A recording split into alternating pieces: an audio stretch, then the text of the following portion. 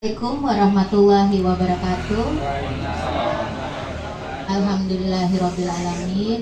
Wabihi nasta'inu ala umuri dunya waddin wa ala alihi washabihi wasallam. Amma ba'du, yang kami hormati Bapak Ketua RW 05 beserta pengurus, yang sama-sama kita hormati Bapak Ketua LMK Kelurahan Susukan Bapak Haji Nurdin, yang kita hormati juga Ketua PKK RW 05 Bu Haja Mar dan pengurusnya, dan juga ke seluruh Ketua RT 1, Bapak Ibu Ketua RT 1 sampai RT 15 yang sudah hadir, yang tidak bisa kami sebutkan satu persatu namun tidak mengurangi rasa hormat kami. Baik, alhamdulillah pada pagi hari ini menjelang siang kita bisa bersilaturahmi lagi untuk yang kesekian kalinya dengan kami Dinas Sosial. Mudah-mudahan Bapak Ibu tidak bosan dengan apa yang nanti kami sampaikan. Tapi memang seperti itu ya Bapak Ibu, ilmu sosial itu memang berulang-ulang kali, belum tentu juga kita 100% bisa paham ya, apalagi yang memang tidak mendengar sama sekali. Baik, pertama-tama kita awali dengan bahwa pada tahun 2026 ini kita sudah tidak ada lagi yang namanya DTKS. DTKS itu, data terpadu kesejahteraan sosial, itu sudah ditutup. DTKS ini sekarang ini 2026 sudah bergabung menjadi data DTSEN atau DTSEN, data tunggal sosial dan ekonomi nasional. Nah, ini datanya dari mana Bapak Ibu gitu kan? Data ini adalah penggabungan antara data dari Resosek. Resosek itu jebolannya BPS, Badan Pusat Statistik, yang nanti akan diadakan lagi mereka setiap 5 tahun sekali untuk pendataan sosial ekonominya.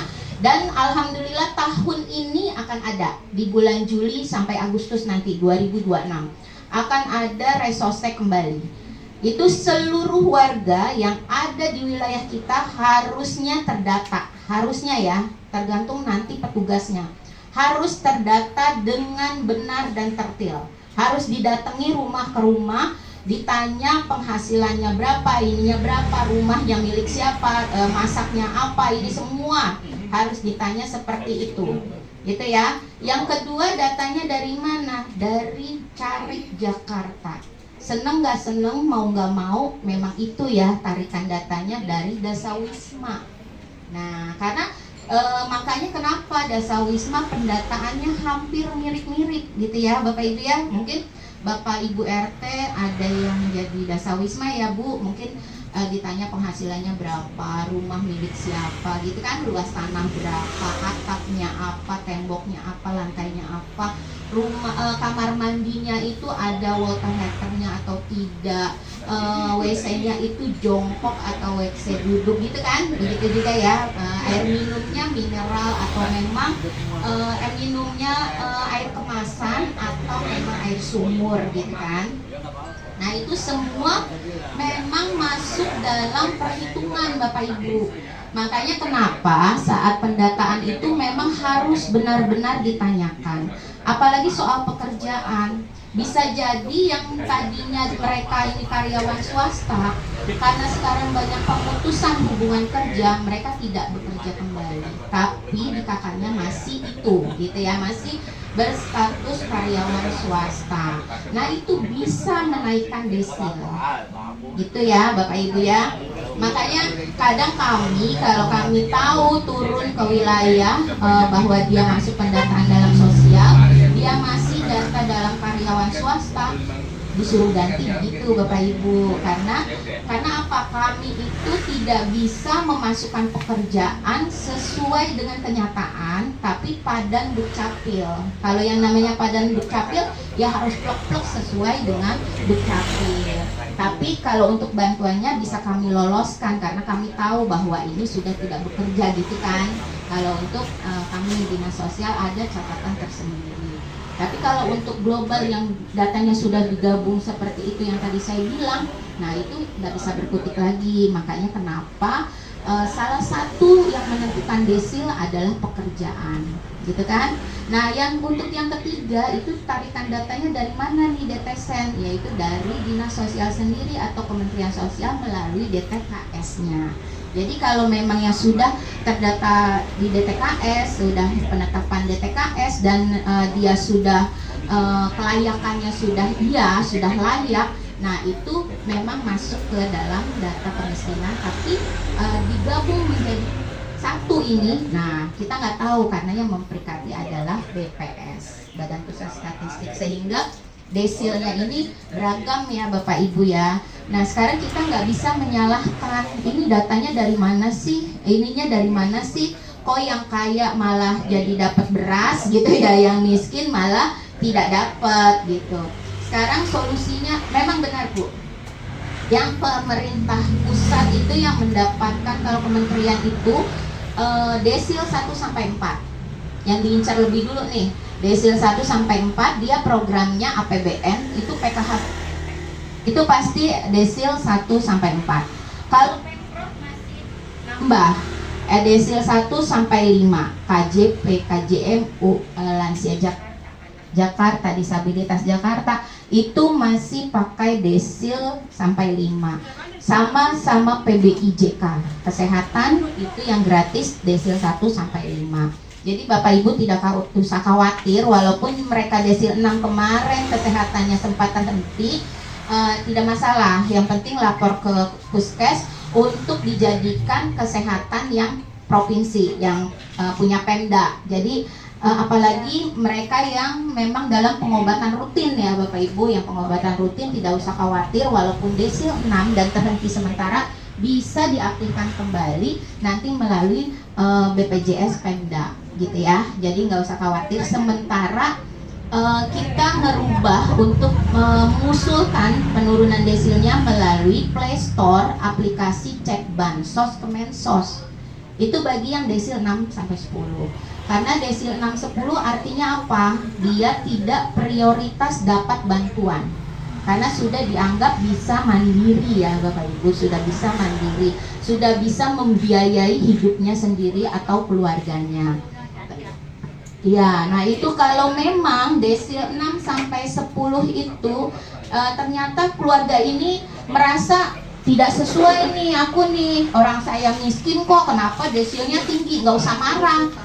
Kita pakai itu aja, Play Store itu diunduh ya, diunduh, dia berupa aplikasi. Memang loginnya pakai user. Itu satu keluarga hanya satu, pakai email Bu, email aktif. Dia memang user. Nanti passwordnya jangan sampai lupa untuk bisa buka sewaktu-waktu. Kalau di profile, udah langsung kalau sudah login bisa di profile. Memang jangan kaget, fotonya pakai foto KTP dan megang KTP.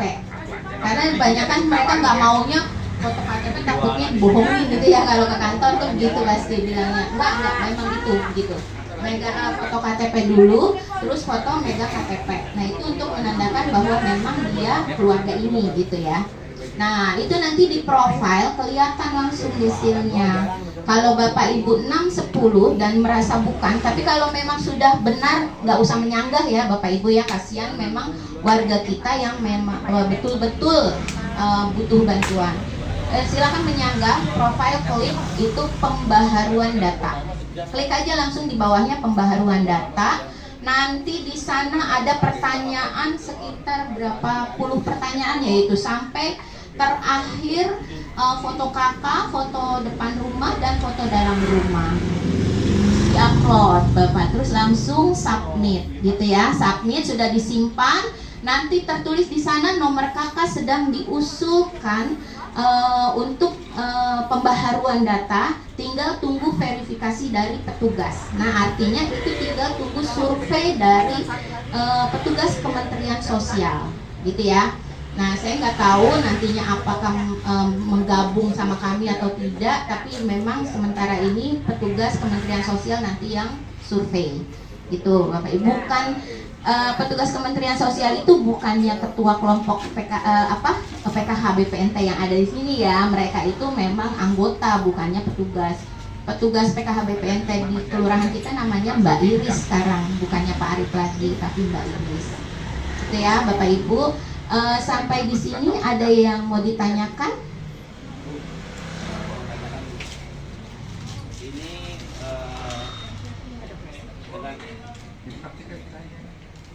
Dengan adanya penemuan DTSN ini dan timbul di desil, jadi para RT ini kadang-kadang suka bingung Bu untuk memahami apabila warga itu datang ke PRT itu kenapa desil saya tinggi. Saya bilang saya sudah kasih informasi itu berkaca dengan diri kita sendiri, apa yang kita punya. Misalnya dia mempunyai aset lebih dari satu, terus mempunyai kendaraan lebih dari dua, dan juga dia mempunyai cicilan di bank. Cicilan di bank itu termasuk desilnya pasti tinggi nantinya, terutama untuk masalah yang konvensional ataupun pinjol seperti itu. Terus ketika dia menanya saya kemana nih untuk mengurangi desil saya, sanggahan lagi dulu. Saya tidak langsung bilang ke dinas sosial Susukan, karena kenapa? Pasti masyarakat itu datang ke dinas sosial itu membawa embel-embel dengan menjadi sasarannya adalah di dinas sosial nih. RT tidak bilang apa-apa tapi menyampaikan lebih Bu, biasanya seperti itu. Nah, layaknya seperti apa Bu untuk penyampaian saya untuk mensanggah desil saya supaya turun seperti itu Bu.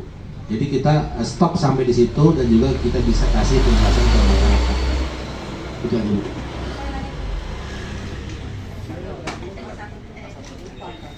Bapak Hendrik, terima kasih. Tadi yang seperti sudah saya katakan bahwa memang desil itu penggabungan 3 data tadi Bapak.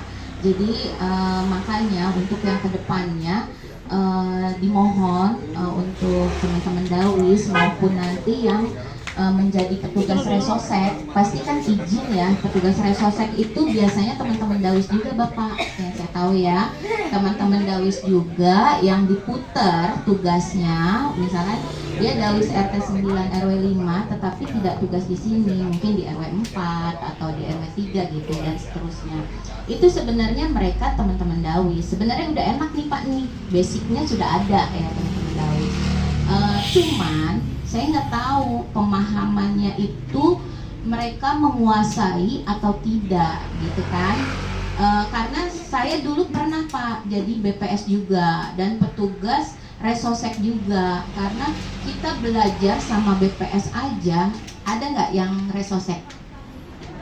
Nggak ada? Oh, kalau ada bisa tektok nih sama aku, enak nih ya kan. Karena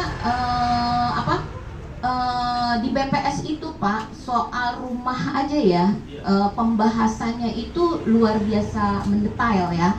Kayak rumah ini misalkan rumah waris orang tua, dia yang nempatin, tapi dibilangnya sama petugas adalah saya numpang, padahal itu bukan numpang, waris tapi sudah sebenarnya hak milik Pak, walaupun sertifikatnya belum dikasih gitu ya. Nah, jadi bagi teman-teman maupun Dawis nanti kan sama juga tuh, kepemilikan rumah ada. Nah, kepemilikan rumah nih misalkan kayak Pak Holibi contohnya, rumahnya ini dari orang tua, tapi tetap ini adalah rumah Pak Holibi karena memang sudah diserahkan oleh Pak Holibi dan saudara-saudaranya pun sudah misalkan sudah dipetak-petak, cuman suratnya aja yang belum. Tapi menurut ilmu BPS ini adalah hak milik sendiri. Banyak kan itu Pak, dari situ saja dia menumpang itu desilnya sudah perhitungan gitu kan, antara rumah menumpang dengan rumah milik sendiri itu sudah ada perhitungannya. Makanya kenapa desilnya itu yang miskin jadi kaya, yang kaya jadi miskin. Karena apa? Dia merasa rumah saya ini pemberian dari orang tua, padahal dia mampu, rumah nggak ngontrak, walaupun waris, di dalamnya kerja juga suami istri, tapi dia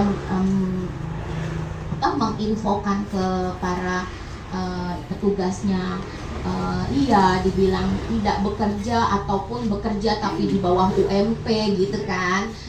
Mungkin dia nggak bisa ngulik ya, kalau kami sosial bisa ngulik Pak, dia pekerjaannya UMP atau tidak, karena kita ada ilmu yang disisipkan di situ untuk mengulik dia itu bisa ngomong sejujurnya ya.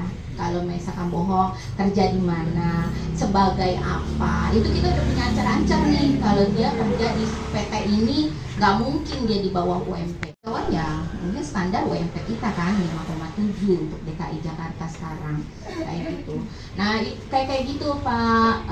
Ini jadi kalau yang sekarang ya sudah terlanjur, DTSN-nya sudah ini. Kalau DTSN nggak perlu daftar ya, Bapak Ibu nggak perlu daftar karena memang sudah ada data DTSN itu sudah ada, yaitu karena data dari ketiganya tadi pasti sudah terdata. Kalau yang belum bagaimana Bu? Kemarin juga banyak pelaporan ke kita, ternyata datanya masih strip. Mungkin pertama dia pindah-pindah, itu pasti DTSN-nya strip atau kosong. Kedua, dia tetap di situ mungkin karena dia bekerja dan sehingga si petugas ini nggak bisa nemuin. Nah, itu bisa jadi dia kosong karena tidak terdata baik di Resosek maupun di Cariknya. Kayak gitu ya, saya nggak tahu mana yang tidak terdatanya, tapi itu kenyataan yang sering kita temui di pelaporan warga. Solusinya apa Pak? Tadi sudah saya katakan bahwa unduh aja di Play Store, cek Bansos ke Mensos, tapi berupa aplikasi, jangan link. Berupa aplikasi, nanti dia login pakai user. Nah, nanti di sana di profile kelihatan desilnya. Kalau memang desil keluarganya itu kebetulan untuk satu keluarga ya Pak, 6 sampai 10 dia tidak merasa desil 6 sampai 10 karena dia orang susah, silakan klik di pembaharuan data. Di bawah profile itu ada pembaharuan data. Klik aja itu, nanti pertanyaan. Ya, jadi nggak perlu lagi ke kami, kecuali dia login nggak bisa-bisa. Nah, login nggak bisa-bisa, silakan kami bantu hanya loginnya saja. Sebab pengisiannya itu semua harus di geotaggingnya rumahnya masing-masing. Kayak foto kakak, KTP rumah itu tidak bisa diambil dari galeri. Harus langsung karena itu geotagging rumahnya masing-masing gitu. Jadi kalau dia bohong pun ketahuan geotaggingnya gitu. Misalkan dia nih mau bohong nih kayak zaman dulu ya Pak, bisa bohong pakai rumah tetangga aja gitu. Nanti ke Mensos datang ya sesuai geotaggingnya gitu. Gitu ya. Jadi untuk yang Pak Henry sudah turun sebanyak 2.797 untuk Kelurahan Susukan itu yang berada di desil 1 sampai 4 ya. Datanya, undangannya sudah bapak-bapak terima ya Pak, melalui Pak RW saya serahkan dan Pak RT.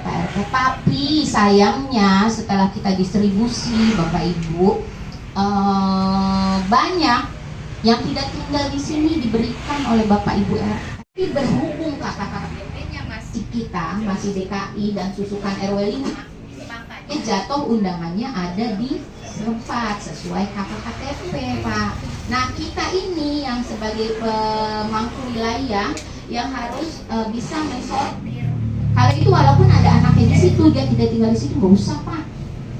Biarin aja, kasih warga Bapak yang emang masih ada. Gitu ya. Terakhir kemarin ya soal foto kan, kebetulan foto itu warga itu tidak tinggal di sini. Tinggal di Kampung Gedong Bu. Nah, dan susah dihubungi. Sampai saya pun Silia sama Vita kan sampai, Bu ini susah banget Pak RT untuk fotonya karena ini blur fotonya dan ternyata orangnya nggak di sini Bu. Nah akhirnya aku ngomong sama Pak Wahyu. Sama Pak Wahyu ini gimana dong? Saya deadline, nggak bisa main-main nih karena kalau bukan warga sini jangan dikasih harusnya, aku bilang gitu ya. Tapi kalau dia Bapak kalau ngasih gedong Bapak mau kasih, tapi harus kooperatif harusnya gitu loh. Cepet Pak, kalau kita ada revisi itu harus cepet. Karena kalau lama-lama kita pun data gantung, nanti yang ditegur juga lurah, bukannya saya doang tapi lurah yang kena teguran juga. Kenapa ini sampai data gantung gitu kan? namanya data gantung Pak, kalau nggak selesai gitu ya, kalau nggak selesai data gantung itu nggak boleh. Kita kalau emang 0% harus 0% gitu kan.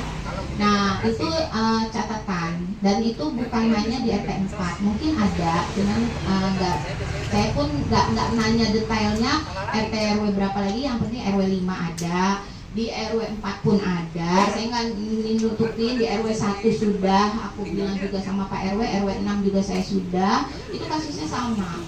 Orang-orang masih di mana tahu, udah Bekasi, Jawa dan sekitarnya, Bekasi, Cilengsi, Depok, tapi masih dihubungi untuk ngambil berasnya gitu loh, walaupun nama KTP kita. Jangan, itu udah luar DKI, itu kuat buat RT.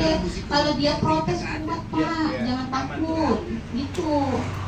Pokoknya kalau emang itu nanti saya backup bener. Kalau emang dia ngeyel kayak waktu itu beras yang tahun lalu dia nggak dapet, marah-marah sama RT lempar ke kami.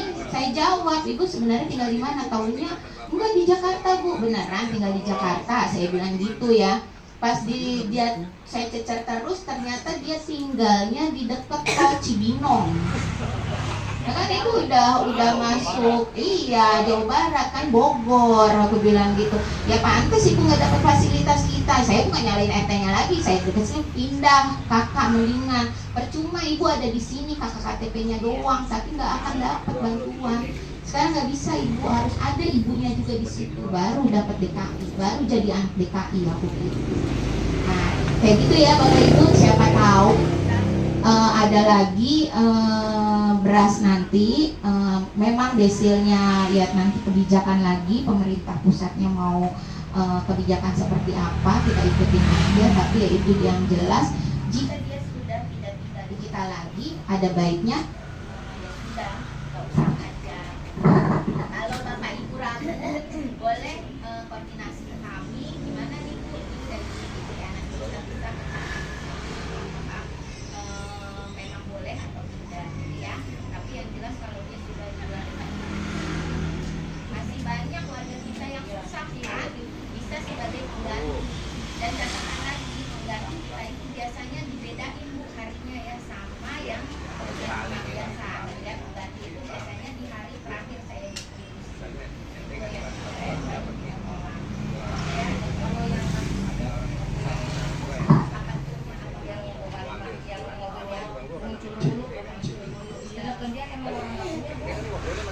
ini kalau sistem, saya bilang kalau sistem kita padanan kayak tadi kan, padanan Bapenda ya kan, Badan Pendapatan Daerah itu kan, dan di roda 4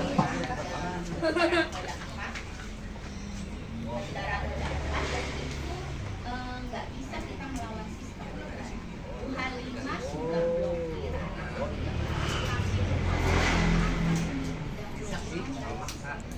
jadi dia hanya daftar blokir di bawah, tidak sampai ke lantai 5. Aku soalnya pernah ke Samsat Pak, aku penasaran nih warga blokir kok, bilangnya cuma itu kok dikasihnya ini. Kebenaran saya motor mati pajak, saya ngurus sendiri. Aku pengen tahu caranya ngeblokir gimana sih Pak. Nanti dari sini pendaftarannya selembar ini Bu. Nah selembar ini nanti begitu lantai 5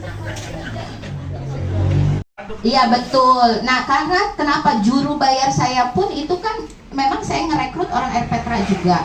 RPTRA itu nggak bisa sembarangan, pasti nanya saya dulu kan, Bu ini gimana, Bu ini gimana. Jangankan sosial juga selalu nanya saya, karena juru bayar ini di bawah ini saya nih, koordinasi saya nggak boleh salah kan gitu ya Bapak Ibu. Nggak bisa, kemarin aja masih banyak yang dipanggil kan, kakaknya masih blur atau nicknya ternyata berbeda.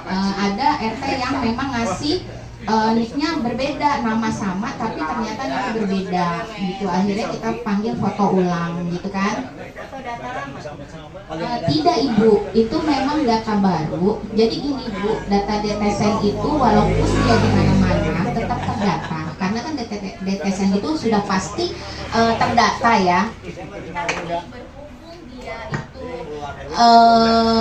masih kakak KTP susuk, jadi akhirnya jatuh undangannya disusukan. Makanya kenapa saya bilang kalau yang sudah tidak disusun pindah aja. di sana. Akhirnya sebetulnya sih kalau di binaan wilayah binaan kader Dawi seharusnya tahu. Ya betul Bu. Itu dia yang saya tanyakan. Tapi kenapa masih ada RT yang tinggal di luar itu dipanggil?